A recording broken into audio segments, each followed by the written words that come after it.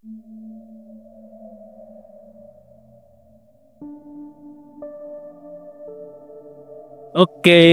selamat datang di video Nerd in the Woods. Di video kali ini gue mau bahas tentang kriptozoologi, bukan cryptocurrency ya. Jadi kriptozoologi ini salah satu ilmu yang ngebahas tentang makhluk-makhluk baik itu hewan maupun tumbuhan yang sebenarnya diragukan keberadaannya. Namun beberapa orang menganggap makhluk itu benar-benar ada dan ada penampakan-penampakan dari makhluk tersebut.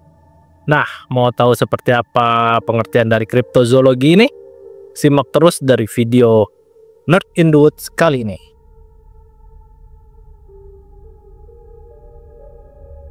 Kriptozoologi adalah ilmu yang mempelajari makhluk atau hewan yang belum pasti keberadaannya tetapi dianggap nyata oleh sebagian orang atau masyarakat tertentu. Yang pertama kali memperkenalkan ilmu kriptozoologi ini atau lebih tepatnya menyebut istilah hewan kriptid pertama kali adalah John Wall tahun 1983. Kriptozoologi sendiri tidak pernah diakui sebagai cabang ilmu zoologi atau suatu disiplin ilmu tersendiri. Sehingga kriptozoologi sering disebut sebagai ilmu semu karena bergantung pada bukti yang hanya berupa anekdot, kesaksian, dan dugaan penampakan. Tapi walaupun kriptozoologi merupakan ilmu semu, jangan salah. Ternyata banyak hewan-hewan yang sekarang kita kenal ataupun yang sudah punah ternyata pernah diduga sebagai makhluk kriptid. Dan salah satunya adalah Komodo dragon yang ada di negara kita. Nah, di konten kali ini gua mau bahas makhluk-makhluk kriptid yang ternyata benar-benar ada di dunia nyata. Mari kita simak videonya sampai habis. Pertama, cumi raksasa. Kalian pasti kenal yang namanya kraken. Nah, legenda dan mitos tentang cumi-cumi atau kadang gurita raksasa yang sering menenggelamkan kapal yang sedang berlayar sering kita lihat bahkan tonton dalam bentuk film layar lebar. Tapi ternyata spesies cumi-cumi raksasa ini benar-benar ada dan masih hidup sampai sekarang. Tinggi dari cumi raksasa bisa mencapai 4 kaki atau lebih. Investigasi ilmiah pertama mengenai kraken terjadi pada tahun 1840-an. Saat itu, zoologis Denmark Johan Jepetus Tretsup secara metodologis melakukan riset dan mengumpulkan laporan kesaksian cumi-cumi raksasa. Hingga akhirnya ia menganalisa bangkai yang terdampar di darat dan membuatkan nama ilmiah untuk makhluknya tersebut, yaitu Archaetuitis. Kendati demikian, dunia sains barat masih tetap bersikap skeptis dan mengabaikan hasil investigasinya. Tahun 1870-an, skeptisme mengenai cumi-cumi raksasa berhenti ketika beberapa bangkai raksasa terdampar di Newfoundland dan Labrador. Bangkai raksasa lengkap dengan tentakelnya membuat ilmuwan kini percaya kalau cumi-cumi raksasa memang benar-benar ada. Di masa kini, cumi-cumi raksasa masih tetap menjadi hewan yang misterius dan jarang terlihat. Para ilmuwan berusaha menyelidiki cumi-cumi raksasa langsung ke habitatnya di laut dalam namun seringkali gagal. Baru pada tahun 2004, sekelompok peneliti Jepang berhasil mendapatkan 500 foto cumi-cumi raksasa lewat pemotretan otomatis sebelum kemudian hewan tersebut menghilang kembali dalam kegelapan lautan. Masih banyak pertanyaan mengenai cumi-cumi raksasa yang belum terjawab. Informasi mengenai perilaku dan cara hidupnya masih sangat minim. Begitupun dengan ukuran maksimal yang bisa dicapai cumi-cumi raksasa. Spesimen terbesar yang sudah didapat sejauh ini memiliki panjang 10-13 meter dan berat 100 pon. Kerabat dekat cumi-cumi raksasa, yaitu cumi-cumi kolosal, mungkin sanggup tumbuh jauh lebih besar lagi kalau merujuk pada ukuran penghisap pada lengan yang tercetak di kulit sperma musuhnya. Hingga sekarang, cumi-cumi raksasa menjadi contoh legendaris mengenai bagaimana hewan bumi bisa terlihat begitu fantastik. Kedua, ada okapi. Suku-suku Afrika Tengah dan Mesir kuno selama berabad-abad memiliki cerita mengenai hewan misterius yang mereka kenal sebagai unicorn Afrika. Di daerah aslinya, makhluk yang bersangkutan memiliki nama lokal Ati atau Oapi dan memiliki penampilan campuran antara keledai, jerapah, dan zebra. Walaupun banyak laporan kesaksian datang dari para penjelajah, bahkan ada yang membawa potongan kulitnya, dunia sains barat menolak laporan kesaksian tersebut dan menganggap kalau hewan yang mereka lihat hanyalah versi khayalan hiperbolik dari hewan yang sudah ada.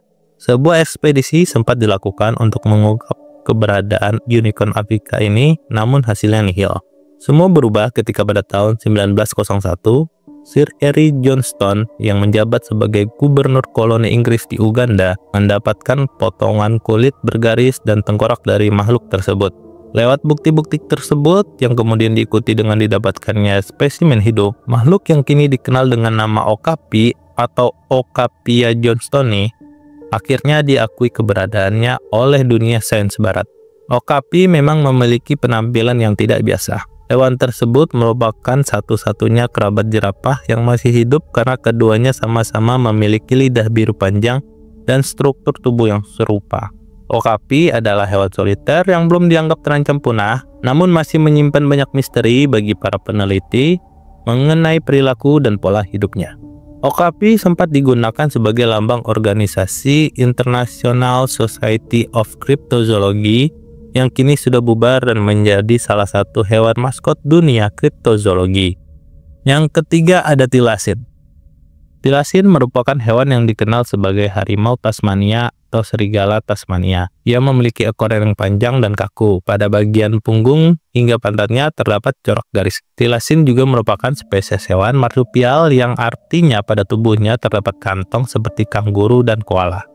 Spesies hewan karnivora ini dikabarkan punah akibat aktivitas manusia dan pengenalan anjing liar ke daratan Australia. Tilasin terakhir ada di kebun binatang Hobart, Tasmania tercatat pada 1936. Sementara tilasin yang berkeliaran di alam bebas terakhir terlihat pada 1932. Meskipun dikabarkan hampir punah, tetapi sesekali masih ada orang yang melihat hewan berkantung ini di daratan Australia. Keempat, ada naga komodo. Dunia sains barat menyimpulkan kalau padal raksasa adalah makhluk purba yang sudah punah. Sebagai akibatnya, ketika nelayan mutiara kembali dari kepulauan Sunda kecil di Indonesia dengan kisah mengenai buaya darat, bukan lagunya Ratu nih, tapi buaya darat sesungguhnya, laporan kesaksian mereka langsung disambut oleh keraguan massal. Sebuah ekspedisi dari Museum Zoologi Buitenzorg yang ada di Bogor mengasihkan laporan mengenai laporan ini. Namun legenda naga komodo kembali ditelan oleh kemisteriusan ketika Perang Dunia I meletus. Dan pada tahun 1926, ekspedisi yang dilakukan oleh American Museum of Natural History menyimpulkan kalau cerita mengenai kadal raksasa memang benar adanya. W. Douglas Burden, kepala ekspedisi tersebut, bahkan kembali dengan 12 spesimen mati yang sudah diawetkan dan 2 individu yang masih hidup. Dunia pun kini mengenal naga komodo, kadal monitor raksasa yang bisa tumbuh hingga ukuran 3 meter, menjadikannya spesies kadal terbesar di dunia. Naga komodo memiliki cakar raksasa dan taring yang sanggup digunakan untuk membunuh makhluk apapun di pulau tempatnya hidup, tidak terkecuali manusia dan kerbau. Salah satu ciri aneh dari hewan ini adalah gigitan beracunnya yang dilaporkan berasal dari bakteri beracun dalam air liur yang dimiliki oleh naga komodo.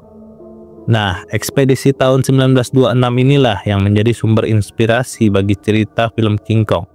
Dalam film tersebut, para tokoh juga melakukan ekspedisi ke pulau yang mereka sebut dekat Indonesia untuk menemukan hewan raksasa prasejarah. Oke, demikian dari penjelasan kriptozoologi, dan ternyata ada beberapa makhluk yang sebelumnya dianggap itu makhluk-makhluk kriptid ya, ternyata tapi setelah ditelusuri dan dijelajahi lagi tempat-tempat habitat mereka, ternyata mereka benar-benar ada. Nah, buat kita mungkin kriptozoologi ini bisa menjadi satu acuan supaya kita nggak terlalu skeptis dengan apa yang disampaikan orang lain ya. Mungkin ternyata memang benar-benar ada makhluk tersebut. Nah, oke, saksikan terus video Nerd in the World selanjutnya. Sampai jumpa di video selanjutnya. Bye.